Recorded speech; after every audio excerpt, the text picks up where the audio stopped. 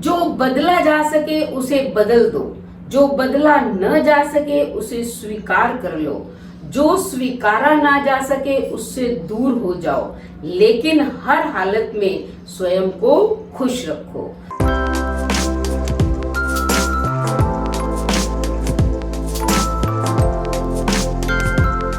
तो नमस्कार मेरे प्यारे प्यारे बच्चों, आपका हार्दिक हार्दिक अभिनंदन, स्वागत। आज मैं आपको बहुत ही मोटिवेशनल और इंटरेस्टिंग स्टोरी जो है सुनाने जा रही हूँ। एक बार एक माँ होती है, उसके 3 बेटे होते हैं। तीनों बेटों की उसने शादी कर दी होती है और 3 उसके बहुएं आ चुकी होती हैं।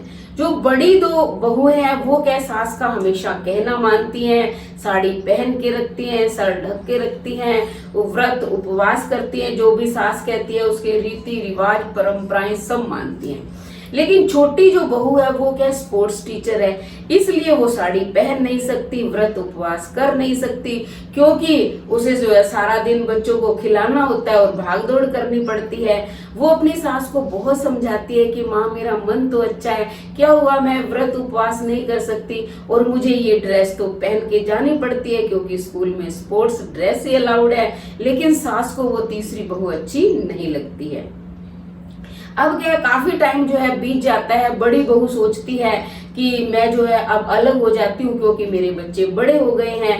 वो अपना अलग घर बनवा लेती है और अलग रहने चली जाती है। सास उसे बहुत समझाती है लेकिन वो कहना नहीं मानती है। अब बेचारी रोती रह जाती है, सास क्या करे, क्योंकि वो बहू बड़ी चालाक होती है। अब जो है छोटी बहू है उसका ट्रांसफर हो जाता है। अब छोटी बहू सास को कहती है कि माँ जी आप मेरे साथ चलो, हम वहां इकट्ठे रहेंगे। लेकिन सास जो है उसको तो पसंद ही नहीं करती थी, इसलिए वो उसके साथ जाती नहीं है। वो कहती है नहीं, मैं तो ये मेरा पुश्तैनी मकान है, मैं तो इसी में रहूंगी, मैं तुम्हारे साथ नहीं जा सकती। अब बीच वाली बहू जो है वो रह जाती है। अब उसने सोचा कि मैं क्यों सास की सेवा करूं, तो वो भी क्या है धीरे धीरे अपना चुपचाप अलग घर बनवा लेती है। जब बन जाता है तो सास को कहती है कि अब जो है आपके पोता पोती बड़े हो गए हैं, ये मकान उनको छोटा पड़ रहा है, इसलिए मैंने अपना घर बनवा लिया है, हम सब वहां जा रहे हैं। सास बेचारी बहुत समझाती है लेकिन वो नहीं मानती। अब क्या है, जब वो कहना नहीं मानती है तो सास ने कहा ठीक है चले जाओ, वो भी चली जाती है। तो आपको पता है सास बेचारी वृद्ध है, वृद्ध अवस्था के अंदर तो क्या है 100 झंझट होते हैं। तो धीरे धीरे उसका शरीर जो है जवाब देने लग जाता है। एक बार तो वो बहुत बीमार हो जाती है, तो काफी दिन तो वो बेचारी बुखार में ही रहती है। आस पड़ोस के लोग आते हैं, बहुत अच्छे हैं क्योंकि बहुत वर्षों से वो वहां रह रही है, उसके खाने पीने की भी व्यवस्था करते हैं। लेकिन एक दिन पड़ोसी ने समझाया कि आप ऐसे करो, आपकी 3 बहुएं हैं, आप उनको बुला लो, कोई आ जाएगी सेवा करने, नहीं तो आप उनके पास चले जाओ। तब वो जो है सोचती है कि चलो अब मैं जो है बुला ही लेती हूँ किसी को, या वो मुझे ले जाएंगे क्योंकि आएंगे तो है नहीं, उसको भी पता था। अब सास जो है एक दिन जब बहुत ज्यादा उसे बुखार हो जाता है और उठने की हिम्मत नहीं रहती, तो वो बड़ी बहू को फोन लगाती है और बताती है अपनी कि हालत की मेरे जो है बुखार है, उतरने का नाम नहीं ले रहा है, इसलिए बेटा तुम मेरे बेटे को भेज दो, वो मुझे आकर ले जाएगा। लेकिन बहू जो है वो टाल जाती है, कहती है कि माँ जी अभी तो आपके पोता पोतियों के एग्जाम चल रहे हैं, आप आओगी तो बहुत ज्यादा डिस्टरबेंस हो जाएगी, इसलिए आप वहीं रहो, अपना इलाज करवाओ, आप बीच वाली बहू को बुला लो क्योंकि वो भी पास ही रहती है। तो उसने सास ने कहा चलो कोई बात नहीं, इसके बच्चों के एग्जाम है, मैं दूसरी बहू को बुला लेती हूँ क्योंकि वो भी संस्कारी है। अब बेचारी जो है दूसरी बहू को फोन लगाती है, बीच वाली बहू को, तो बीच वाली बहू तो साफ इनकार कर देती है। वो कहती है कि माँ जी देखो मेरे पास तो टाइम है नहीं, और अगर मैं आपको यहाँ बुलाती हूँ तो ये जो बच्चे हैं ये भी अब बड़े हैं, कॉलेज जाने लग गए हैं, इनकी पढ़ाई भी है और मैं खुद बीमार रहती हूँ, मैं आपकी सेवा कैसे करूंगी, इसलिए मैं तो आ नहीं सकती और आपको भी नहीं बुला सकती। अब बेचारी सास जो है बहुत रोती है, उसकी आंखों से आंसू बहने लग जाते हैं। अब छोटी बहू को तो वो बुलाना ही नहीं चाहती क्योंकि उससे तो उसकी बनती नहीं थी, वो उसे संस्कारी मानती नहीं थी।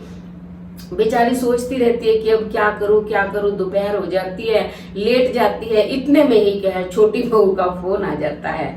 जैसे फोन आता है पहले तो उसको गुस्सा आता है, लेकिन वो रो रही थी, रोते रोते जो है एक बार तो उसने नहीं उठाया, फिर दूसरी बार जब फोन आया तो फिर वो उठा लेती है सास। अब जैसे ही फोन उठाया तो बहू ने पता है क्या कहा कि माँ जी जब तक मेरी बात पूरी नहीं हो जाती आप फोन नहीं काटेंगी। मैं जानती हूँ कि आप मुझे नहीं पसंद करती हैं, लेकिन आप भी मुझे जानती हैं कि मैं बहुत जिद्दी हूँ और जो मन में ठान लेती हूँ वही करके रहती हूँ। कहते हैं कि मुझे पता है आपकी तबीयत ठीक नहीं है, आपको बुखार है, कई दिनों से जो है ये कार्य चल रहा है, मैं पल पल की खबर लेती रहती हूँ। मैंने आपको बहुत समझाया था आप मेरे साथ चलो, लेकिन आप नहीं आई। आपने अब दोनों जेठानियों को फोन किया, लेकिन उन्होंने आपको बुलाने से इनकार कर दिया है। मैंने आपके बेटे को घर से रवाना कर दिया है, वो अपनी गाड़ी लेकर आ रहे हैं, साथ में डॉक्टर हैं। कहते हैं कि पहले वो आपको दवा देंगे, चुपचाप दवा ले लेना, मना मत करना, और फिर अपने बेटे के साथ गाड़ी में चली आना।